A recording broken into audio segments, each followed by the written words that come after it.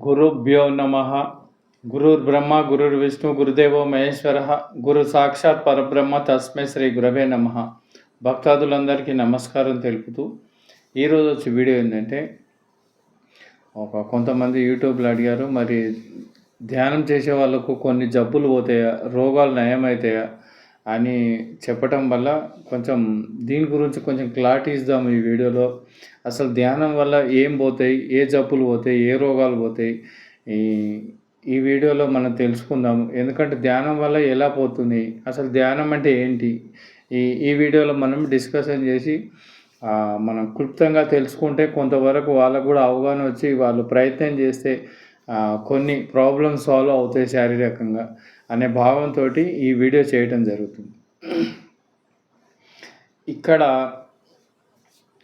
ధ్యానం చేస్తే రోగాలు పోతాయి, జబ్బులు నయమవుతాయి, అనారోగ్యం పోయి స్వస్థత చెందుతారు అనేది మనకు వాడుకలో ఉంది. అది వాస్తవమైన మాట. ఏ విధంగా అవుతున్నాయి అనేది కూడా మనం డిస్కషన్ చేద్దాం. ఇప్పుడు మనకు శరీరంలో ప్రాబ్లమ్స్ కానీ, ఈ జబ్బులు కానీ, ఈ అస్తవ్యస్తంగా ఉండటం, నెత్తి నొప్పులు, మోకాళ్ళ నొప్పులు రావటం దేనివల్ల వస్తున్నాయి అంటే, కేవలము మనం ఆలోచనల వల్ల మనమే దాన్ని ఒత్తిడి చేసి, అంటే ఇక్కడ ఏం జరుగుతుందంటే ఇంకా కొంచెం డీప్గా ఆలోచిస్తాం మనం. ఈ మోకాళ్ళ నొప్పులు, ఈ హెడ్ఏక్, కొన్ని ఇవన్నీ షుగర్లు, బీపీలు రావడం కారణాలు ఏంటబ్బా అని ఆలోచిస్తే, మనము ఎక్కువ ఆలోచిస్తుంటాం కదా. అంటే మనము ఇప్పుడు మామూలుగా నిద్రపోతాం మనం, ఎందుకంటే శరీరం అలసిపోయి నిద్రపోయిన తర్వాత చక్కగా పండుకున్నటువంటి వాళ్ళకు శరీరము మంచి నిద్రపోతే మంచి ఛార్జ్ అవుతుంది. పొద్దున ఉదయం లేచినగా శరీరం ఛార్జ్ అవుతుంది.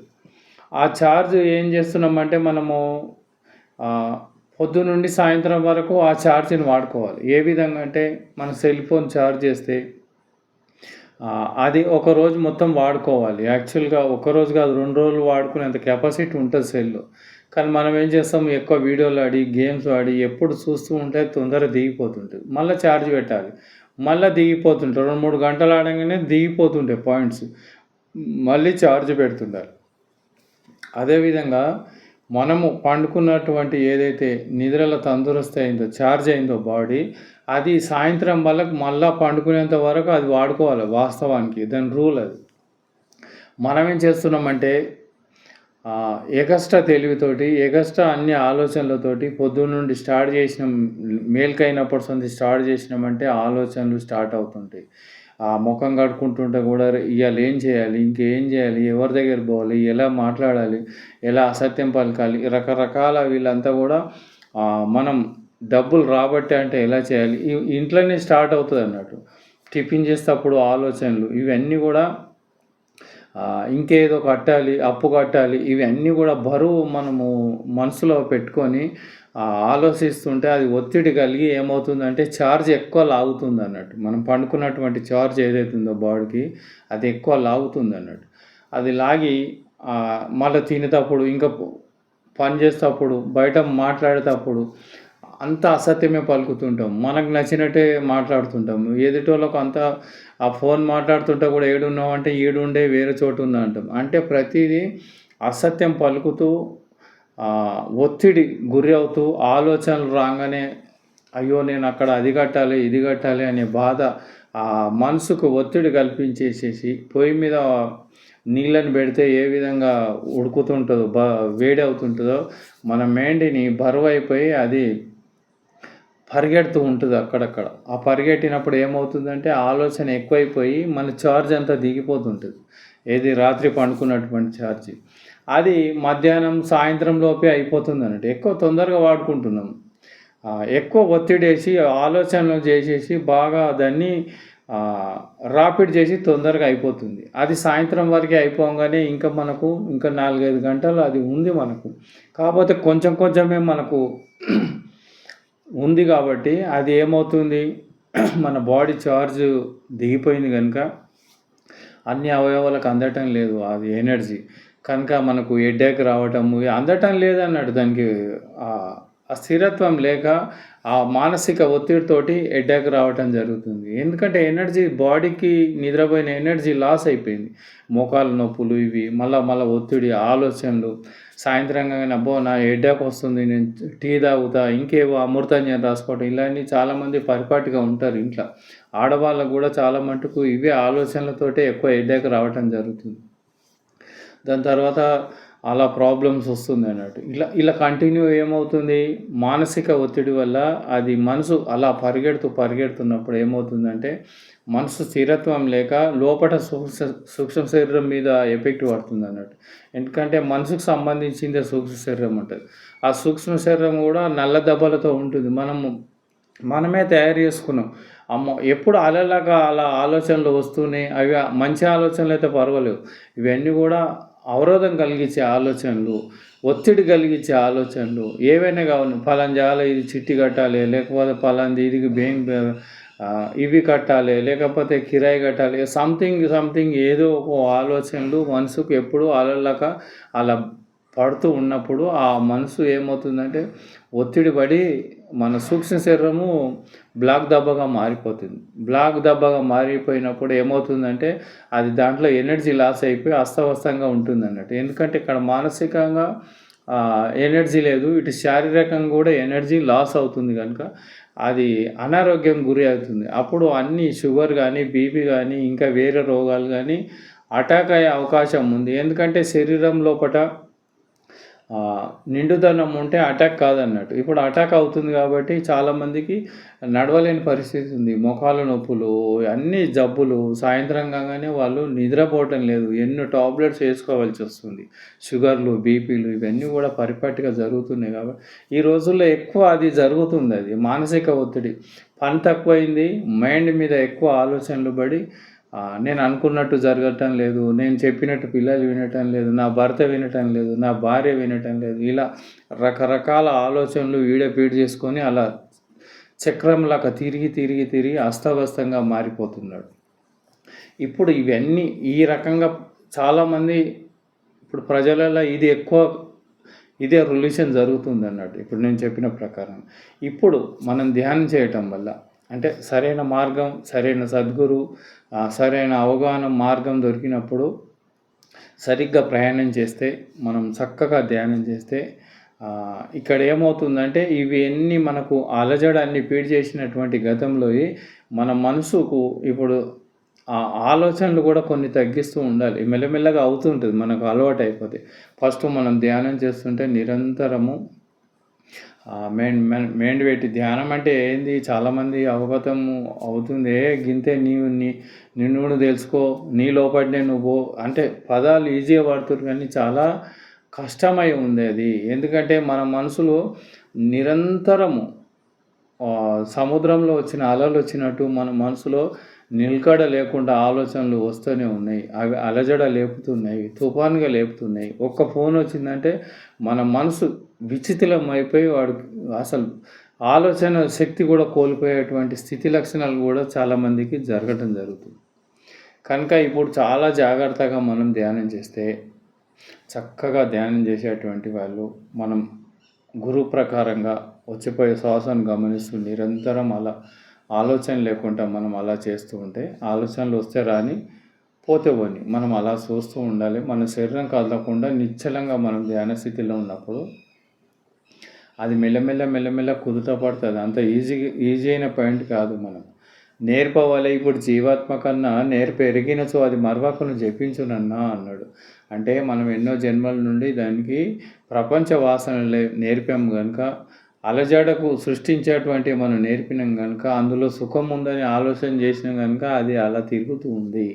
ఇప్పుడు దాన్ని వెనకకి తిప్పాలి, ముందుకు పోయేదాన్ని వెనకకి తిప్పాలన్నట్టు. ఇన్నర్గా బయట ప్రపంచం వైపు పోయేది ఆంతరికంగా వెళ్ళటానికి మనం ప్రయత్నం చేయాలి. అందుకని మనం మెల్లమెల్లగా ధ్యానం చేస్తూ ఆలోచనలు కూడా తక్కువ చేస్తూ మనం బాగా నిటారుగా ఎప్పుడు చూసినా అలా నిశ్చలంగా మన లోపల మనం పోయే ప్రయత్నం చేయాలి. రెండు కనుల మధ్యన మనం వచ్చిపోయే శ్వాసను మన దృష్టి ఇక్కడ లలాట పాలభాగం అంటారు దాన్ని, ఆగ్నేయ చక్రం కూడా అంటారు దాన్ని. ఆ ఆగ్నేయ చక్రంలో మనం అలా గమనిస్తూ ఉండాలి. ఎందుకు ఆలోచనలు లేకుండా అలా గమనిస్తూ ఉంటే మెల్లమెల్లగా, మెల్లమెల్లగా, మెల్లమెల్లగా మనకు మన మనసు మన ఎండలో రావాలి. మన మనసు మన ఎండలో లేదు కనుక అది ఇష్టానుసారంగా పరిగెడుతుంది. దానికి ఇంకా ముగుదాడేసి శ్వాసాన్ని ముగుదాడేసి నిశ్చలంగా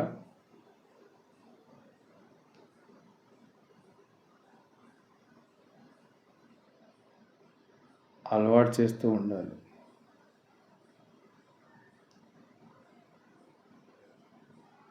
మొదట కష్టంగా ఉన్నప్పటికి కూడా ఓ 10 నిమిషాలు, 15 నిమిషాలు ధ్యానం అలా చక్కగా చేస్తూ ఉండాలి. ఆలోచనలు వస్తున్నాయని బాధపడే అవసరమే లేదు. మనం చేస్తూ చేస్తూ చేస్తూ ఒకరోజు మనకు మన అండర్లోకి వస్తుంది అన్నట్టు మన మనసు. మనం చేయవలసింది ఒకటే పట్టుదల. పట్టుబట్టియో రేయి పగలు నొకటిగాను పట్టుపట్టిన వాడు పరమయోగి. పట్టుపట్టకయున్న పరమాత్మ చిక్కున విశ్వదాభిరామ వినురవేమ. మన జీవితం సార్థకం కావాలంటే, మన జబ్బులు పోవాలంటే, మనం తందూరుస్తి నిటారుగా ఉండాలంటే మనం ప్రయత్నం చేయక తప్పదు. అన్ని పనులు చేసుకుంటూ ధ్యానంలో నిమగ్నమై ఉండాలి.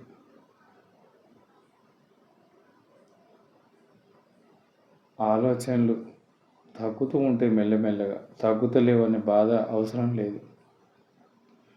మనం చేయవలసిందల్లా ఆసన సిద్ధి. ఒక అర్ధగంట, ముప్పావు గంట, గంట అలా దాన్ని కూకుని అలవాటు చేసి, మొన్న గతంలో కూడా చెప్పాను, దర్భసాప లేదా గొంగడి వేసుకొని తెల్లటి వస్త్రం వేసుకొని దానిపైన కూకొని నిటారుగా తలకాయ కింద పడకుండా నిటారుగా ఇట్లా వెన్నుపూస పెట్టి మనం నిశ్చలంగా వస్తున్న శ్వాసను పోతున్న శ్వాసను గమనిస్తూ ఉంటే మన లోపల మార్పు జరుగుతుందా లేదా అని కూడా చూసుకోవాలి. ఓ వారం రోజులు చేసినాం, ఎంతవరకు మనం మారినామనేది కూడా చెక్ చేసుకోవాలి. ఒకవేళ మారతలేమంటే మన నడవడి కూడా కరెక్ట్ లేదని అర్థం. మన నడవడి కూడా చక్కగా ఉండాలి, సాత్వికంగా ఉండాలి, ధర్మంగా ఉండాలి. అలా 2 విధాలు తోడవుతే ధ్యానం చక్కగా కుదురుతుంది. కర్మ నుండి ఎవడు అకర్మాన్ని గాంచునో వాని యందు నేను నా యందు వాడు అన్నాడు. కర్మ నుండి ఎవడు అకర్మాన్ని గాంచును అంటే మనం పని చేస్తూ పని లేనటువంటిది ఏదైతే ఉందో దాంట్లో ఉంటూ ఎవరైతే నిరంతరంగా ఉన్నాడో అప్పుడు భగవంతుడు మన లోపలనే ఉంటాడు అని కృష్ణ భగవంతుడు చెప్తున్నాడు. కనుక మనం నిరంతరం ధ్యానమగ్నమై ఉండాలి, అన్ని పనులు చేయాలి. ఆ పని చేసేటప్పుడు కూడా ఆలోచన పెద్దగా లేకుండా అవసరం నిమిత్తమే మాట్లాడుతూ అసత్యం పెద్దగా మాట్లాడకూడదు. ఆ అసత్యమే మనకు అలజడ లేపుతుంది. ధర్మో రక్షతి రక్షితః. ధర్మాన్ని మనం కాపాడితే ఆ ధర్మం మనల్ని కాపాడుతుంది. వృక్షో రక్షతి రక్షితః. వృక్షాలను కాపాడితే ఆ వృక్షం మనల్ని కాపాడుతుంది, నీడనిస్తుంది, ఫలాలను ఇస్తుంది. అదేవిధంగా మన లోపట మన ధర్మాన్ని కాపాడుతూ ఉంటే ఆ ధర్మం దగ్గరుండి మనల్ని కాపాడుతుంది. ఈ విధంగా నిరంతరం ఎవరైతే ధ్యానమగ్నులై ఉంటారో తైలధారావత్ నూనె పోస్తుంటే తెగకుండా ఏ విధంగా కంటిన్యూగా తైలధారంగా వస్తుందో ఆ విధంగా మనం ఎప్పుడు మన మనసు ఎప్పుడు ధ్యానమగ్నులమై ఉండాలి. నిరంతరం ఏ పని చేసినా అదే ఆలోచన, ఏది మాట్లాడినా భగవంతుని మాటనే, ఏ పని చేసినా అదే ఆలోచనతో చేసినటువంటి వాళ్ళకి తొందరగా అబ్బుతుంది ధ్యానం. లోపల ఉన్నటువంటి వైరాగ్యం అబ్బుతుంది. ఇప్పుడు మనకు రోగాలు పోవాలంటే మన లోపట సూక్ష్మ శరీరంకు 72,000 నాడులు ఉంటాయి. ఆ 72,000 నాడుల్ని యాక్టివేట్ చేయాలి. చెట్టు చక్రాలు బుధ స్థానంలో కుండలిని శక్తి ఉంటుంది. మనం నిరంతరం ధ్యానం చేస్తుంటే అక్కడ కదలిక జరుగుతుంది. జ్ఞానాగ్నితోటి కర్మలు దగ్ధమవుతున్నట్టు మన బుధ స్థానము అక్కడి నుండి అది పెకిలింపబడుతుంది. అది పైకి వస్తుంది అన్నట్టు. బాగా మంట పెట్టాలి. ఇటు మాట సత్యమై ఉండాలి, మనసు ఆలోచన లేకుండా ఉండాలి. నిరంతరం ఒకే వైపు ఉంటే అది కదలిక అవుతుంది. ఎప్పుడైతే కదలిక అవుతుందో లోపల యాక్టివేట్ అవుతుంది.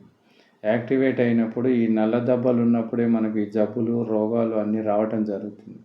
ఆ నల్ల దెబ్బలు పోయి వైట్ అవుతుంది లోపల సూక్ష్మ శరీరానికి, లేదా ప్రాణ శరీరము అంటారు. అది ఎప్పుడైతే కడగబడుతుందో మన మనసు పవిత్రమవుతుందో మన మనసు పవిత్రమైతే శరీరం కూడా నీట్గా అవుతుంది, పవిత్రం అవుతుంది.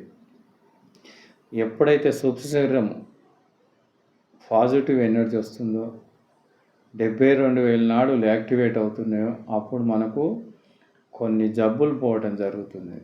హెడ్ఏక్ అవుతుంది. ఎందుకంటే అన్ని అవయవాలకు ఇప్పుడు మనము గతంలో చెప్పుకున్నాం కదా, మొదట్లో నిద్రపోయింది సాయంత్రం వరకు మళ్ళీ ఆ ఎనర్జీ వాడుకోవాలని.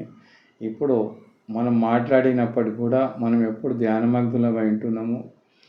ఎప్పుడు సమయం దొరికితే కళ్ళు మూసుకుంటున్నాం కాబట్టి అది ఛార్జ్ అవుతూనే ఉందన్నట్టు. అంటే నిద్ర పోయిన ఛార్జ్ అవుతుంది. ఇక్కడ ధ్యానంలో కూడా కళ్ళు మూసుకుంటే బాడీ ఛార్జ్ అవుతుంది. మానసికంగా అవుతుంది, శారీరకంగా అవుతుంది. అప్పుడు అంత నిద్ర అవసరం లేదు. ఎప్పుడైతే బాడీ ఛార్జ్ అవుతుందో అప్పుడు ఫుల్ఫిల్గా బాడీ అన్ని కణాలు కూడా యాక్టివేట్గా పనిచేస్తున్నాయి. తర్వాత మనసు కూడా పవిత్రం అవుతుంది. ధ్యానం వల్ల మనసు పవిత్రమవుతుంది కనుక అది ఆలోచన రహితమై ఉంది. అందులో పాజిటివ్ ఎనర్జీ వస్తుంది కనుక లోపల సూక్ష్మ శరీరము యాక్టివేట్ అవుతుంది. ఎప్పుడైతే లోపల సూక్ష్మ శరీరం యాక్టివేట్ అవుతుందో మనకు హెడ్ఏక్ ఉండటం లేదు. తర్వాత మోకాలు నొప్పులు పోతున్నాయి. ఇంకా షుగర్లు బీపీలు కూడా, షుగర్ ఉన్న వాళ్ళు కూడా ఏదో ఇంత టాబ్లెట్స్ వేసుకోవచ్చు కానీ అది పెరగకుండా కంట్రోల్ చేస్తుంది. బీపీ అయినా అంతే. ఇంకా పెద్ద పెద్ద రోగాలు అంటావా అవి కొన్ని చాలా మట్టుకు వెళ్ళిపోతాయి మనకు జబ్బులు లేకుండా. కానీ మ్యాక్సిమం కొన్ని క్యాన్సర్ లాంటివి అవి ఉంటాయి, కానీ కంట్రోల్ ఉంటాయి. కానీ అవి చూపెట్టుకోవాలి మనం హాస్పిటల్లో. ఏవైతే పోవాలనో అవి శారీరకంగా ధ్యానం వల్ల వెళ్ళిపోతాయి, మనకు తెలియకుండానే వెళ్ళిపోతాయి. ఇప్పుడు నేను 20 సంవత్సరాలు అవుతుంది నాకు హెడ్ఏక్ అనేది తెలియటం లేదు, కడుపు నొప్పి తెలియటం లేదు, మోకాలు నొప్పులు తెలియటం లేదు. కారణం ఏంటంటే నిరంతరం అందులో ఉంటున్నాం కనుక మన మనసు కూడా ప్రశాంతంగా ఉంటుంది, కదలిక లేకుండా స్థితి వస్తుంది, ఆనందమయంగా ఉంటుంది. దీంట్లో లాభాలు ఏంటంటే శారీరకంగా లాభాలు, అనారోగ్యము పోతుంది ఒకటి. మానసికంగా లాభాలు అంటే మనసుకు సుఖమయం కనపడుతుంది. గతంలో లేనటువంటి నిశ్చలత్వము, ఆనందము మనకు అనుభూతి వస్తుంది. ఎప్పుడు చూసినా ఆలోచన లేకుండా నిశ్చలంగా ఆనందంతో ఉంటాడు. బ్రహ్మానందం పరమసుఖదం కేవలం జ్ఞానమూర్తి, ఆ విధంగా ఉంటాడు మనిషి. అంతకన్నా విలువేముంది ఈ ప్రపంచంలో? ఈ ప్రపంచంలో సుఖము దుఃఖము పరిపాటిగా వస్తుంది కనుక మనము సుఖము దుఃఖము ఆవలున్నటువంటి ఆనంద స్వరూపానికి మనము రీచ్ అవుతున్నాం. కనుక అందరూ కూడా జబ్బులు పోతాయని కాకుండా, చాలామంది ఫస్ట్ జబ్బులు పోతాయని కూకుంటారు. ఆ తర్వాత జబ్బులు అయినాక తానెవరో తాను తెలుసుకుందామనే ప్రయత్నం చేస్తారు కొంతమంది జిజ్ఞాసులు. ఆ విధంగా చేసుకొని తానెవరో తాను తెలుసుకొని ఇంకా ఎన్లైట్మెంట్ అయిపోయి జీవన్ముక్తుడు అవుతున్నాడు. ఒక రోజుకి మనం చేయవలసింది ఒకటి, నిశ్చలంగా కూకోవటం అలవాటు చేసుకోవాలి, సమయం ఇవ్వాలి, ఆలోచనలు కొన్ని తగ్గించాలి. అప్పుడు ఇవి ఎప్పుడైతే బహిర్గతంగా మనం ఆలోచనలు తగ్గిస్తున్నామో, మాట్లాడే విధానం సత్యంగా ఉందో, అప్పుడు ధ్యానంలో కూడా పెద్దగా మనకు అవరోధాలు రావు. ఎందుకంటే బయట ఉన్నాయి లోపలికి మనకు ధ్యానంలో కనపడుతున్నాయి కనుక ఫస్ట్ మనం బయటే కంట్రోల్ చేసి లోపల ధ్యానంలో కంట్రోల్ చేయాలి. అది ఆటోమేటిక్ చేయంగా ఒక రోజుకి ఇంకా చెయ్య అవసరం లేదు. ఊరికే నిలబడ్డా అలా మనసు నిలబడిపోతుంది. మౌనంగా ఉంటే మనసు సైలెంట్గా అయిపోతుంది. ఎప్పుడైతే మనసు సైలెంట్గా అలవాటు అయిపోయిందో ఇక అంతకన్నా మించినటువంటి ప్రపంచంలో లేదే లేదు. ఆడు ధన్యుడు అన్నట్టు. అప్పుడు ఆయన జ్ఞానవంతుడు అవుతుండు. ఎప్పుడైతే జ్ఞానవంతుడు అవుతుండో సర్వంలో ఉన్నటువంటి పరమాత్మ స్వరూపము తనకు తెలియబడుతుంది. తానే పరమాత్మ యొక్క అంశం అని అతను గమనించి అప్పుడు తన లోపల ఒక ఆనందమయంగా ఏర్పడుతుంది అన్నట్టు. అప్పుడు ధ్యానం చేసినా చేయకపోయినా ఒకే స్థితిలో ఉంటుండు. నిశ్చలత్వము తానుండనేని ముక్తి యొనరువేమా. ఆ నిశ్చలత్వం ఎప్పుడు మనకు ఆవరిస్తూ ఉంది. మనం అక్కడ పోయేంత వరకు మనం ప్రయాణం కొనసాగించాలి. అది బహుదూర బాట సరి. చాలా ప్రయాణం, పెద్ద ప్రయాణం అది. మన జీవితాన్ని, ప్రపంచాన్ని దాటి అవధులు దాటినటువంటి ప్రయాణం అది. ఇలా చాలామంది పాల్గొంటారు, చాలామంది చేరలేరు, కొంతవరకు ప్రయాణించి ఆగిపోతారు. అట్లా ఎన్నో జన్మలు చేసి ఏదో ఒక జన్మలో కడతేరుతారు. కనుక మనము చాలా నిష్టతోటి, చాలా ఏకాగ్రతతోటి మనం ప్రయాణిస్తే తొందరగా మనము బయటపడి ఆ బ్రహ్మాన్ని దర్శించి ఆ బ్రహ్మాన్ని కూడా మన స్వరూపమైన భావన వచ్చి అప్పుడు జన్మరాహిత్యం అవుతుంది, జీవిత సార్థకం అవుతుంది. జనన మరణ చక్రాల నుండి దాటిపోతున్నాడు. అంత గొప్ప ఈ ధ్యానం అనేది అంత గొప్పది అన్నట్టు. అంటే మ్యాక్సిమంగా మన శరీరంలో అస్తవస్త చేసేటివన్నీ కూడా మాయమైపోతాయి. వెలుతురు వస్తే చీకటి మాయమైనట్టు అజ్ఞాన దశలో ఉన్నటువంటి ఈ రోగాలు, జబ్బులు, శరీరంకు ఉన్నటువంటి అన్నీ చాలా మట్టుకు మాయమవుతాయి. కొన్ని మాయం కానీ చూపెట్టుకోవాలి, తప్పు లేదు. పోయే కాడికి పోతున్నాయి.